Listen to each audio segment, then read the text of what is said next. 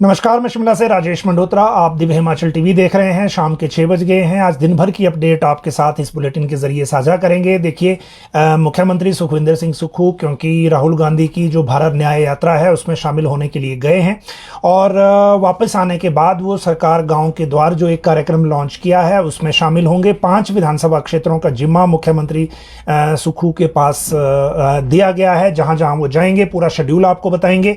आज 2 कैबिनेट मंत्रियों की अपडेट हमारे सामने है प्रेस वार्ता के जरिए जो आई है। एक विक्रमादित्य सिंह और दूसरी है जगत सिंह नेगी जो रेवेन्यू मिनिस्टर हैं, जिन्होंने सरकार गांव के द्वार का जो शेड्यूल है वो हमें विस्तार से बताया है। उसकी जानकारी भी आपको देंगे। लेकिन पिछले एक हफ्ते में या आप कहिए कि जो कैबिनेट की बैठक है उससे रिलेटेड और जो बाकी मामले अभी चल रहे हैं उनसे रिलेटेड आज कुछ नई जानकारियां आपके साथ साझा करेंगे और आपको बताएंगे कि जो पेंडिंग भर्तियों के मामले में हमारे सामने अपडेट है उसमें कैबिनेट में गया हुआ मामला JOIT 817 का उसको लेकर क्या हुआ है, उसके रिजल्ट को लेकर क्या हुआ है और रिजल्ट को घोषित करने को लेकर कैबिनेट में किस तरह से केस रखा गया था और जो अंदर मंत्रिमंडल के बाकी सदस्य थे उन्होंने इस पूरे मामले को किस तरह से लिया, आगे इसमें फर्दर डिसीजन क्या किस तरह से होने की उम्मीद है। एक जो FIR के तहत मामले हैं उनमें लोक सेवा आयोग ने 2 टूक सरकार को लिख के जवाब दे दिया है जो मैं आपको पहले बता रहा था।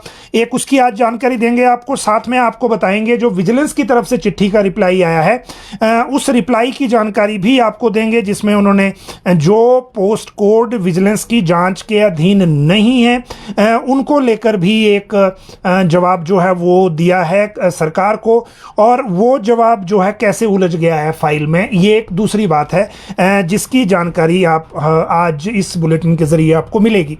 एरियर को लेकर नई शर्त, और ये एरियर है जो असिस्टेंट लाइब्रेरियन स्कूलों में होते थे जिनको UGC स्केल देना पड़ा था कोर्ट के एक फैसले की वजह से, और UGC स्केल के बाद स्थिति हो गई थी कि स्कूलों में इतनी किताबें नहीं थी जितनी की सैलरी हो गई थी UGC स्केल में, इसीलिए इनको कॉलेज में शिफ्ट करना पड़ा है। आज ये ऑर्डर हो गए हैं कॉलेज में भेजने के, 111 के आसपास के ये हैं।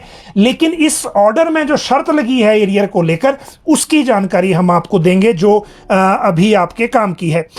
इसके बाद जो बाकी मामले हैं अगर मैं उनकी बात करूं एक एक करके, तो जो गेस्ट टीचर पॉलिसी है वो कैसे एक तरह से ऐसा लग रहा है कि गले पड़ सकती है, क्योंकि एक तरफ सिचुएशन जो 6000 पोस्टों की कैबिनेट से अप्रूव हुई थी और कैबिनेट से ये अप्रूवल मई के महीने में मिली थी जिसमें नई भर्तियां भी होनी थी और उसके बाद अब गेस्ट टीचर वाली है। बैच वाइज जो भर्ती का प्रोसेस है वो आपके सामने है, वो अभी कंप्लीट हुआ नहीं था, उसमें नियुक्ति नहीं दी जा रही, अब बीच में गेस्ट टीचर आ गए और इसका रिएक्शन सोशल मीडिया पे क्या है वो जानकारी आपको देंगे।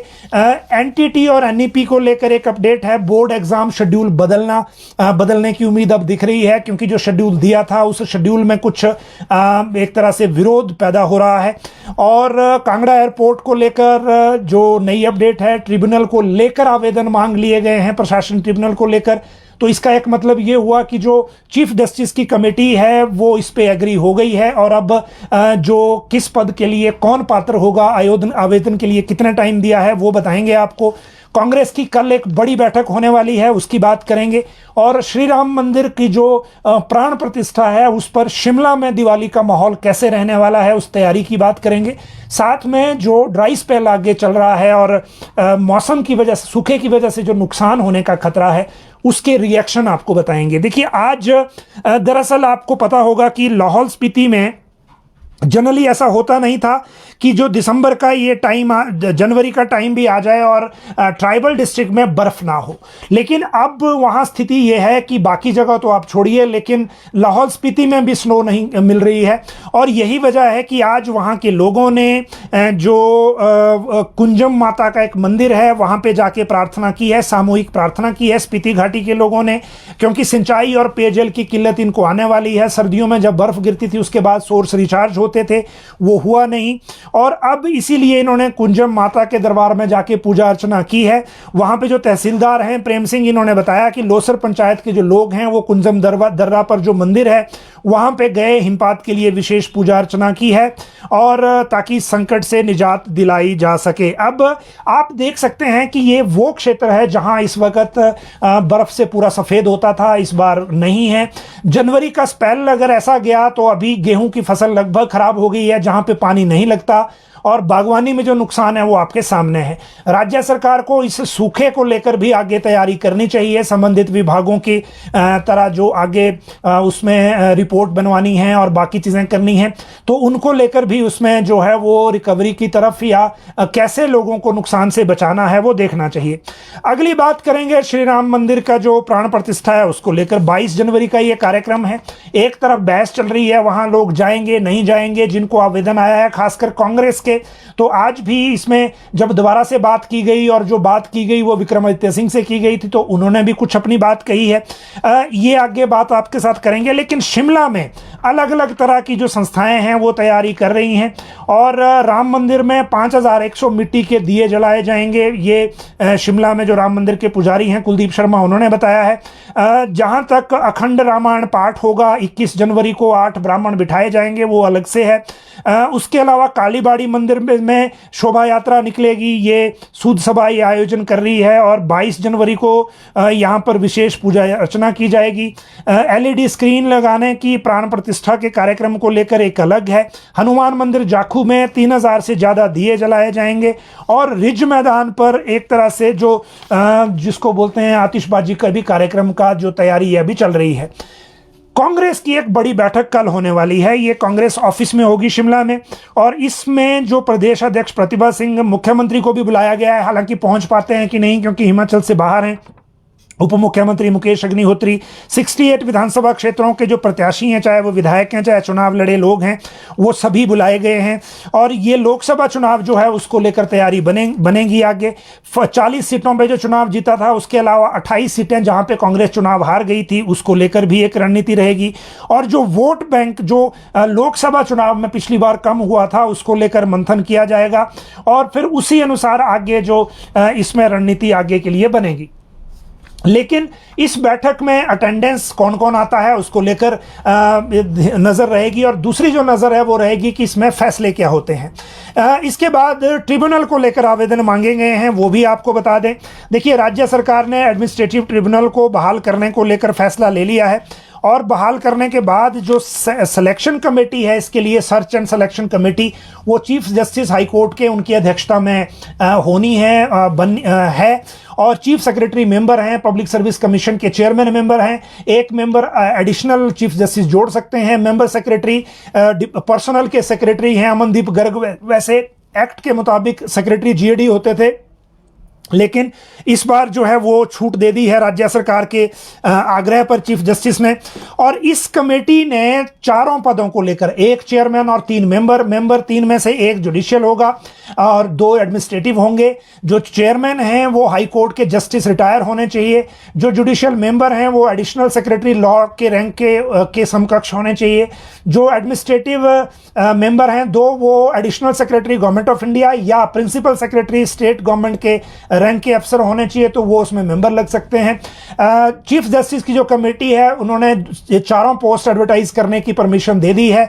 30 दिन के आवेदन मांगे गए हैं, आवेदन के लिए 30 दिन दिए गए हैं और फिर आवेदन आएंगे तो अगला प्रोसेस उसके बाद शुरू होगा। ये सेकंड स्टेज हो जाएगा हाई कोर्ट अब कर्मचारियों के लिए। जैसे ही प्रशासनिक ट्रिब्यूनल बन जाएगा तो उसके बाद कर्मचारियों से संबंधित सारे विवाद ट्रिब्यूनल को जाएंगे और जो बाकी हैं मामले, मतलब ट्रिब्यूनल का जो डिसीजन है उसको हाई कोर्ट में चैलेंज किया जा सकेगा या फिर एग्जीक्यूशन पिटीशन के लिए हाई कोर्ट जाया जा सकेगा। तो ये सेकंड स्टेज हो जाएगा। पहले स्टेज पे कर्मचारियों के लिए ट्रिब्यूनल बनेगा और उस ट्रिब्यूनल को लेकर जो प्रोसेस है वो कंप्लीट होने वाला है, क्योंकि 30 दिन का टाइम दिया है आवेदन के लिए। कांगड़ा एयरपोर्ट पे सुप्रीम कोर्ट सरकार जा सकती है। देखिए, आज एक बड़ी बैठक हुई है, यहाँ पर सेक्रेटरी टूरिज्म ने बैठक ली है डिपार्टमेंट के साथ। हाई कोर्ट का फैसला आया था 9 जनवरी फरवरी को, जिसमें जो R&R प्लान है कांगड़ा एयरपोर्ट का, गगल का, उसको स्टे कर दिया गया था। और इसको स्टे करने के बाद जो सुनवाई है इस पूरे मामले की, वो सुनवाई भी अब फरवरी में जो है वो रखी गई है। तो इसलिए जब फरवरी में सुनवाई है, एग्जैक्ट डेट में अगर आपको बताऊं तो 29 फरवरी को ये सुनवाई है अगली। तो लेकिन राज्य सरकार ने बाकी लीगल रेमेडी के लिए निर्देश दिए हैं, इसीलिए सेक्रेटरी टूरिज्म, सेक्रेटरी लॉ से राय लेने के बाद हाई कोर्ट के फैसले के खिलाफ सुप्रीम कोर्ट जा सकते हैं। मोस्ट लाइकली ये डिसीजन जल्दी होने वाला है। और सरकार इसमें ये कह रही है कि हम जो इस स्टेज पर जो कंपल्सरी लैंड एक्विजिशन का एक्ट है, उसमें इस स्टेज पर इंटरवेंशन जो है वो बनेगी नहीं बनेगी, इसी को बेस बनाकर सुप्रीम कोर्ट जाएंगे। और सुप्रीम कोर्ट से फिर ये डिसीजन आगे क्या होता है उसकी जो अपडेट है वो आगे ली जाएगी। इसके बाद जो अगला मामला है वो है 5 चुनाव क्षेत्रों में मुख्यमंत्री जा रहे हैं। देखिए, सरकार गांव के द्वार एक कार्यक्रम लॉन्च किया, आपको पता है। इसमें फेज 2 विधानसभा लेवल के इवेंट्स होने हैं। फेज 1 में हर चुनाव क्षेत्र में एक क्लस्टर लेवल पर गांव की सभा थी। अब जो विधानसभा लेवल के हैं उसमें मुख्यमंत्री सुखविंदर सिंह सुक्खू 6 चुनाव क्षेत्रों में जा रहे हैं, 5 के बजाय। नादौन, जसवां परागपुर, भोरंज, बड़सर, चिंतपूर्णी, गगरेट। हालांकि जसवां परागपुर बाद में RS बाली को ऐड कर दिया गया है करेक्शन में, और मुख्यमंत्री 5 में ही है, नादौन, भोरंज, बड़सर, चिंतपूर्णी और गगरेट पे। रोहित ठाकुर जुब्बल कोटखाई, चौपाल, सुंदरनगर, जोगिंदरनगर और सुजानपुर में होंगे। और इसी तरह से बाकी मंत्रियों की मैं बात करूं तो विधानसभा अध्यक्ष कुलदीप सिंह पठानिया चुरा, भरमौर, चंबा, डलहौजी, भटियात, मुकेश अग्निहोत्री सरकाघाट, बल, हरोली, ऊना, कुटलैहड़। और जो कर्नल धनीराम शांडिल नालागढ़, सोलन, कसौली, ठियोग, चंद्र कुमार नूरपुर, इंदौरा, फतेहपुर जवाली, हर्षवर्धन चौहान शिलाई, देरा, धर्मशाला, पच्छाद, जगत सिंह नेगी लाहौल स्पीति, किन्नौर, पांवटा, नाहन। रोहित ठाकुर जो मैंने आपको बता दिया, अनिरुद्ध सिंह द्रंग हमीरपुर, मनाली, कसुमटी, विक्रमादित्य सिंह शिमला रूरल, रामपुर, सिराज, आनी, राजेश धर्मानी, घुमारवीं, झंडूता, बिलासपुर, नैना देवी, यादविंद्र गोमा, ज्वालामुखी, जयसिंहपुर, सुलह, कांगड़ा। और बाकी फिर CPS जो हैं वो भी ऐड किए गए हैं, और बाकी लोगों की ड्यूटी भी इसमें उसी तरह से आगे लगी हुई है। बोर्ड एग्जाम शेड्यूल बदलने को लेकर बात चल रही है, और बदलने की बात इसलिए कि शिक्षक संगठन जो हैं एग्जाम का जो शेड्यूल आया है उसके विरोध में उतर आए हैं। एक तो पेपर्स में गैप नहीं है, प्रॉपर जो ब्रेक नहीं है, और शिक्षक संगठनों ने ये कहा है कि सुबह और शाम के सेशन में परीक्षाएं की जाएं या पहले की तरह का कोई फॉर्मेट किया जाए। अभी जो बदलाव के लिए हिमाचल प्रदेश स्कूल प्रवक्ता संघ की तरफ से आया है, लोकेंद्र सिंह नेगी की तरफ से, कि 10वीं और 12वीं की जो डेट शीट है उसमें कई तरह की कमियां हैं, और ये डेट शीट जो है 2 मार्च से 30 मार्च तक की एग्जाम की है। और इसमें जो 19 जनवरी तक आपत्तियां दर्ज करने को बोर्ड ने ड्राफ्ट था एक्चुअली ये, तो इसी में अब राजकीय अध्यापक संघ के जो नरेश महाजन वाला गुट है उन्होंने भी ये बात जो है अपनी रखी है। और ये जो अब इसमें उन्होंने भी कहा है कि जैसे पहले मॉर्निंग और इवनिंग में ब्रेक में होता था उसी तरह से अब करना चाहिए, ताकि जो कम से कम 3 छुट्टियां जो हैं वो बच्चों को बीच में मिलनी चाहिए एग्जाम के बीच में। अगली बात करेंगे और वो है NTT और NEP पे फैसले को लेकर। देखिए, शिक्षा सचिव राकेश कंवर कुछ दिनों से छुट्टी पर थे, अब आ गए हैं, अब काम रूटीन में चल पड़ा है। हालांकि शिक्षा मंत्री अभी भी बाहर हैं। राकेश कंवर ने कल 2 महत्वपूर्ण बैठकें बुलाई हैं। एक बैठक जो है वो राष्ट्रीय शिक्षा नीति NEP को लेकर है, NAC एक्रेडिटेशन और रूसा को लेकर है, और ट्रेनिंग ऑफ कॉलेज प्रिंसिपल को लेकर है। इसको हायर एजुकेशन के डायरेक्टर अमरजीत सिंह और बाकी लोग अटेंड करेंगे। ये 10:30 बजे रखी गई है। दूसरी मीटिंग 2 बजे है, और ये SPD जो हैं समग्र शिक्षा के और एलिमेंट्री के जो बाकी लोग हैं वो भी हैं। क्वालिटी इंप्रूवमेंट और लर्निंग आउटकम, NTT और recent decision on quality of education को लेकर ये चर्चा होगी।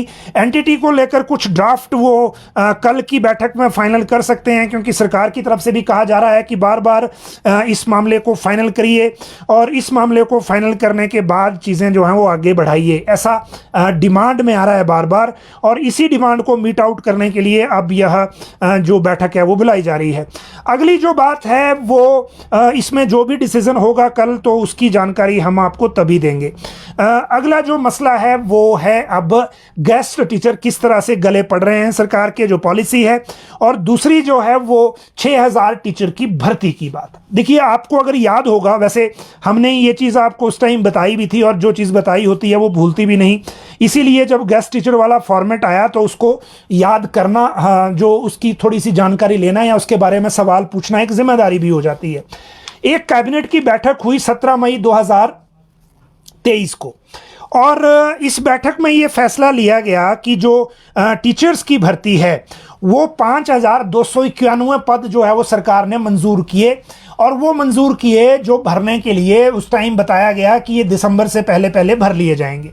और इनमें जो टोटल वैकेंसी थी उनके हिसाब से 1070 टीजीटी आर्ट्स के थे, 776 टीजीटी नॉन मेडिकल के, 430 मेडिकल के, 494 शास्त्री के, 2521 जेबीटी के।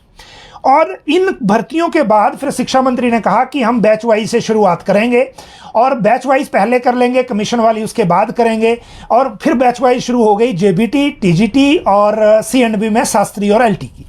शास्त्री में आरएनपी का कुछ झगड़ा आया, बाद में वो रुकी थोड़ी देर और उसके बाद दोबारा बहाल कर दी। अभी काउंसलिंग लगभग अभी पूरी हुई होगी, लेकिन जेबीटी और टीजीटी की पहले हो गई। और ये शिक्षा मंत्री ने कहा कि नवंबर इसके लिए डेडलाइन है और नवंबर में ये कंप्लीट करनी है ताकि हम नए सेशन से पहले अपॉइंटमेंट दे सकें। उसके बाद से लेकर अब तक रिजल्ट का क्या हुआ, अपॉइंटमेंट का क्या हुआ, पोस्टिंग का क्या हुआ और स्टेशन लगे कि नहीं उसका कोई पता नहीं है। इससे ठीक पहले जब ये पोस्टें अभी चल रही थी, इसके ठीक पहले कैबिनेट से अब गेस्ट टीचर आ गए, और ये गेस्ट टीचर जो हैं वो 2600 अप्रूव कर दिए। इतने ही जो बैच वाइज और कमीशन में जो बैच वाइज में पहले निकलने थे या इससे थोड़ा कम थे तो वो उसमें कवर हो जाने थे, लेकिन वो अपॉइंटमेंट अभी तक नहीं हुई। वो रोकी गई नहीं रोकी गई ये सेपरेट मैटर है, क्योंकि आज हमने शिक्षा सचिव से इस बारे में पूछा है। तो लेकिन गेस्ट टीचर बीच में आ गए। अब गेस्ट टीचर को लेकर अब दो तरह की प्रतिक्रियाएं हैं। पहली बात यह कि हम स्टॉप गैप अरेंजमेंट में क्यों जा रहे हैं, जबकि इससे पहले जितने भी प्रयोग किए गए वो इस मामले में अच्छे नहीं रहे हैं, खासकर क्वालिटी ऑफ एजुकेशन के हिसाब से और राज्य सरकार की फाइनेंशियल पोजीशन के हिसाब से। जब किसी भी तरह की जो विद्या उपासक लगाए हों, पैट लगाए हों, पैरा टीचर लगाए हों, लास्ट में फाइनेंशियल पीटीए लगाए हों, फाइनेंशियल लाइबिलिटी सरकार को भुगतनी पड़ी है, और जो मकसद उन अपॉइंटमेंट को लेकर पैसे बचाने का था वो फेल साबित हुआ है। तो ऐसे में गेस्ट टीचर अब जो नोटिफिकेशन या डिसीजन है उसमें भी ये लिखा गया है कि जो क्वालिटी इंप्रूवमेंट है उसको करने के लिए जो है वो गेस्ट टीचर रखे जा रहे हैं। मतलब जो रेगुलर टीचर रखे गए हैं अभी तक वो सक्षम नहीं है, उनसे क्वालिटी नहीं आ रही है और वो गेस्ट टीचर से होगा। अब आज जब हमने शिक्षा सचिव से पूछा तो उन्होंने कहा कि जो भर्तियां पहले से पोस्ट अप्रूव हो रखी हैं वो प्रोसेस अलग से चला हुआ है, वो चलता रहेगा, क्योंकि उस प्रोसेस में टाइम लगना है। और दूसरी बात यह कि क्योंकि अभी डायरेक्ट भर्तियां करेगा कौन, कमीशन वाली, कमीशन ही नहीं है, राज्य चयन आयोग फंक्शनल नहीं है, और जो लोक सेवा आयोग है वो पेंडिंग भर्तियों के मामले में ये भी उलझा हुआ है। तो इतनी तो बात ठीक है, लेकिन गेस्ट टीचर वाला मामला अब भी थोड़ा सा कनेक्ट नहीं हो पा रहा है रियलिटी से। एक बात बीच में आई कि क्या इनको लेकर गेस्ट टीचर जो रखे जा रहे हैं इनका जो भुगतान है वो समग्र शिक्षा से होगा। अगर समग्र शिक्षा से बजट से हो तो ये मान सकते हैं कि राज्य सरकार के ऊपर लाइबिलिटी नहीं आ रही है, तो इस कारण सरकार ने ये सोचा हो कि अपने बजट से पैसे लगेंगे नहीं, समग्र शिक्षा से कर दिए जाए। लेकिन समग्र शिक्षा में गेस्ट टीचर के लिए कोई कंपोनेंट नहीं है, कोई बजट उसमें से नहीं आएगा। समग्र शिक्षा से सिर्फ एंटिटी हो सकते हैं, वो हम लगा नहीं रहे, और गेस्ट टीचर हम लगा रहे हैं जो स्टेट के बजट से जिनका खर्चा लेना पड़ेगा। ये एक बात हो गई। लेकिन गेस्ट टीचर को लेकर और तरह के भी कंफ्यूजन है, सिर्फ ये नहीं है। आज जब विक्रमादित्य सिंह की प्रेस कॉन्फ्रेंस थी, जब उनसे पूछा गया कि गेस्ट टीचर आप जब मंत्री नहीं थे तो आप ये कहते थे कि बेरोजगारों को लेकर करेंगे, भर्ती करेंगे, आरएनपी रूल के हिसाब से होगा, तो ये गेस्ट टीचर पे आपका क्या कहना है? तो उन्होंने कहा कि जिस कैबिनेट में ये हुआ मैं उस कैबिनेट में नहीं था, तो ये बात आप शिक्षा मंत्री से पूछें तो बेहतर है। वैसे शिक्षा मंत्री भी इस कैबिनेट में नहीं थे, लेकिन जब वो आएंगे तब वो बता पाएंगे शायद कि गेस्ट टीचर से वो क्या ऐसा आउटकम देख रहे हैं जो कॉन्ट्रैक्ट के टीचर से नहीं होगा। जहां तक ओवरऑल फाइनेंशियल पोजीशन के इंपैक्ट दिख रहे हैं, राज्य सरकार के सामने भी दिक्कत है, क्योंकि पैसा नहीं है, दिन ब दिन जो सिचुएशन है वो टाइट होती जा रही है, और दूसरी तरफ जो रेगुलर वाली या कॉन्ट्रैक्ट वाली जो लाइबिलिटीज हैं वो बढ़ रही हैं। 3-4 से लेकर मुझे लगता है अब तो ज़्यादा विभाग हो गए होंगे जो हाई कोर्ट से ये डिसीजन हो चुका है कि जो कॉन्ट्रैक्ट की जो पीरियड है उसका बेनिफिट आपको पेंशन या फाइनेंशियल उसमें देना होगा, कॉन्सिक्वेंशियल बेनिफिट में। तो अगर वो भी सिचुएशन है और हम कॉन्ट्रैक्ट पॉलिसी को भी डिफेंड नहीं कर पा रहे तो सरकार फिर कॉन्ट्रैक्ट और रेगुलर भर्ती करेगी कैसे?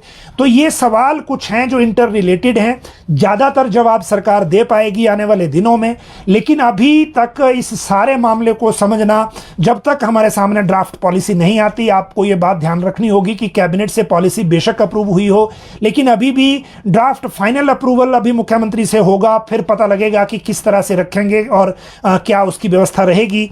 लेकिन इतना ज़रूर है कि सोशल मीडिया पे जिस तरह से बेरोजगारों ने रिएक्ट किया है वो इस प्रदेश के मूड को, इस प्रदेश के युवाओं की भावनाओं को दर्शाता है और सरकार को इसमें आगे बात करने के बजाय या आगे बढ़ने के बजाय एक बार युवाओं की भावनाओं को समझना चाहिए और उन युवाओं को एटलीस्ट एक मोटिवेशन का बहाना देना चाहिए जो नेट सेट की क्वालिफिकेशन को लेकर या हायर स्टडी को लेकर अपना कैरियर आगे बनाना चाहते हैं। अगर नेट सेट करने के बाद भी पर लेक्चरर के हिसाब से गेस्ट टीचर ही लगना है तो फिर चीज़ें आगे किस तरफ को जाएंगी वो आप समझ सकते हैं। इस प्रदेश में इस बैकडोर एंट्री की वजह से, बैकडोर भर्तियों की वजह से बैच वाइज भर्तियों का मजाक पहले बन चुका है। सक्सेसिव गवर्नमेंट्स जो हैं वो फेल रही हैं इस चीज़ को करने में और आज हालत ये है कि हम जो बैच वाइज नियुक्तियां हैं वो जब 60 साल या 58 ईयर्स की रिटायरमेंट किए जाती है तो उससे 2 साल पहले नौकरी ऑफर करते हैं कई मामलों में। और अगर यही स्थितियां रही गेस्ट टीचर वाली तो फिर बैच वाइज भर्तियों की भी बात खत्म हो जाएगी।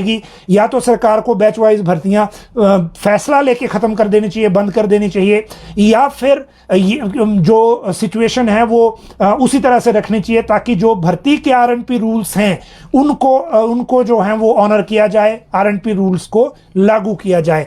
तो गेस्ट टीचर का मामले में अभी थोड़ा और अपडेट आगे आएंगी और जब फाइल पे क्लैरिटी होगी और बाद में ड्राफ्ट हमारे सामने आएगा तो हम ज़्यादा अच्छी तरह आपको इसके बारे में बता पाएंगे। एरियर पर नई शर्त की एक बात करेंगे। देखिए ये मामला वैसे पुराना है लेकिन शर्त नई है। पुराना इसलिए है क्योंकि राज्य के स्कूलों में जो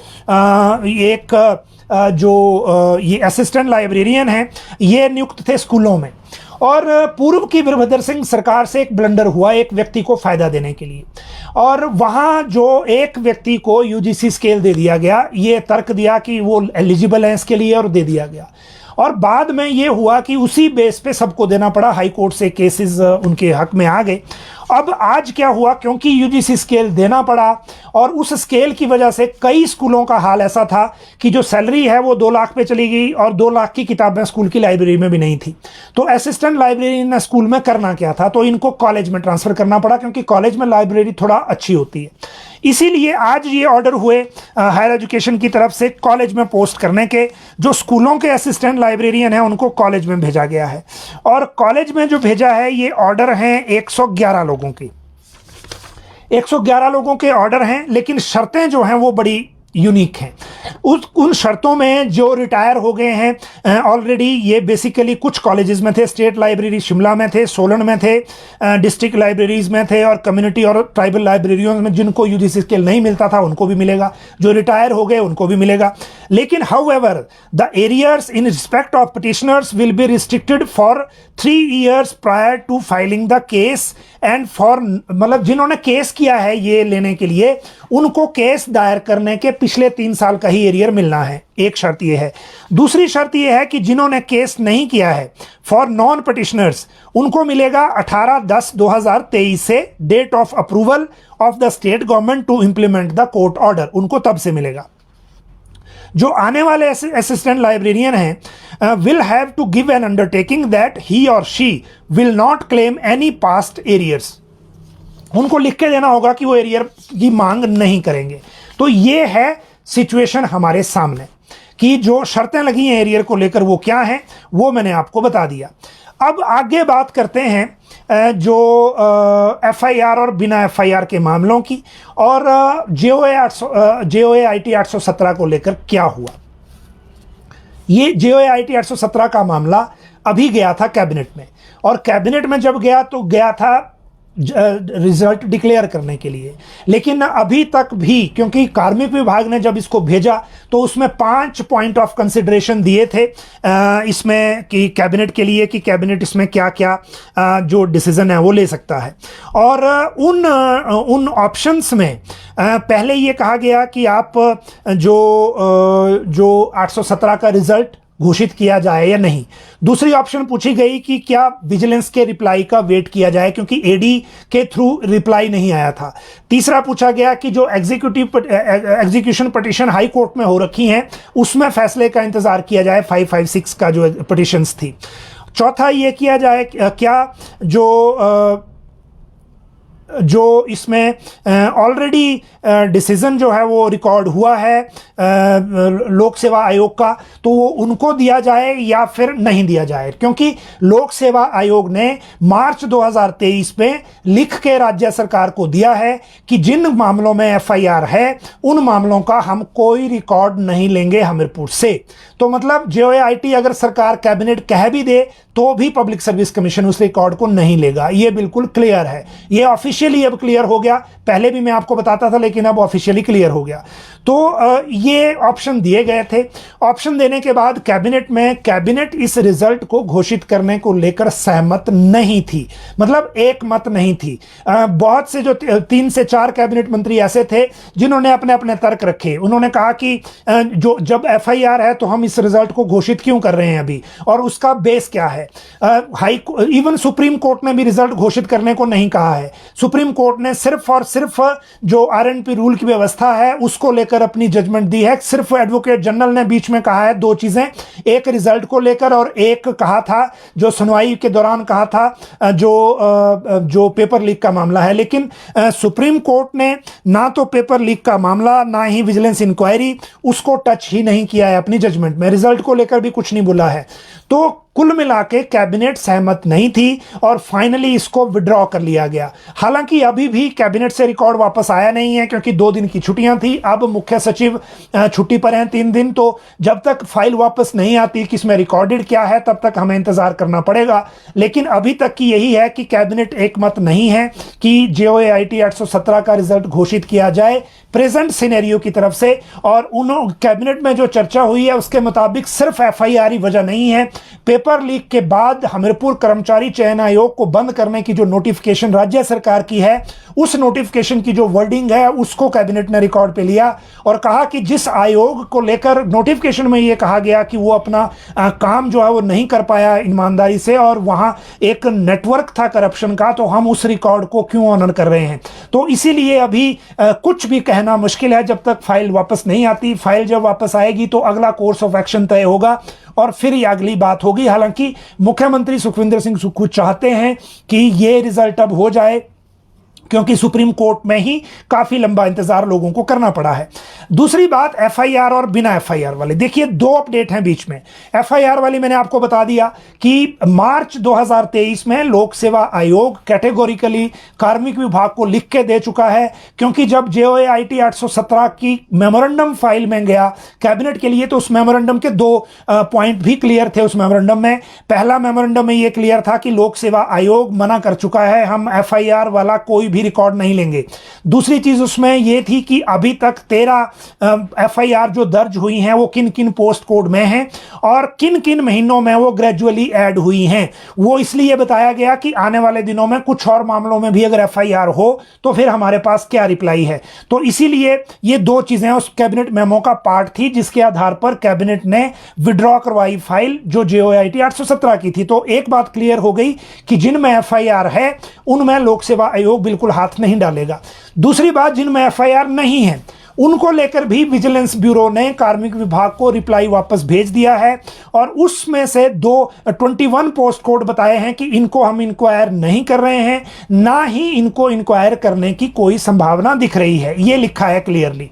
लेकिन वो लिखने के बाद ब्रांच में ये आया और ब्रांच में फाइल वापस आई, उसके बाद आगे भेज दी गई है सेक्रेटरी पर्सनल को, लेकिन उसमें यह कहा गया है कि ये डायरेक्ट विजिलेंस ने लिख के भेजा है, जबकि एडी से लिख के चाहिए, मतलब एडमिनिस्ट्रेटिव सेक्रेटरी से, तो वो डायरेक्टर विजिलेंस के थ्रू आएगा सेक्रेटरी होम को। फिर अभिषेक जैन को वही बात लिखनी है जो विजिलेंस ब्यूरो ने डायरेक्ट कार्मिक विभाग को भेजी है।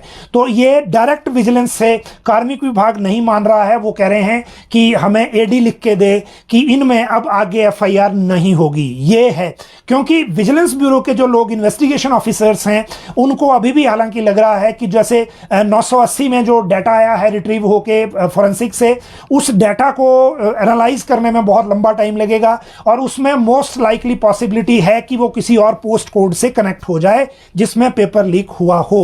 तो ये एक कनेक्शन बीच में है। तो ओवरऑल अभी काफ़ी चीज़ें अभी क्लैरिटी के साथ नहीं है, लेकिन आने वाले दिनों में ये किस तरह से हो पाएगा वो जरूर देखना होगा।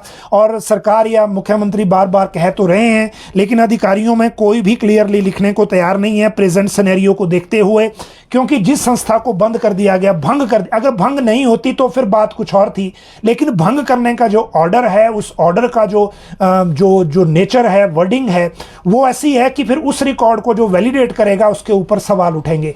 तो इस चीज को या तो अब सरकार या कैबिनेट ही दूर कर सकती है, तो कैबिनेट ने भी 817 में विड्रॉ कर लिया खुद को।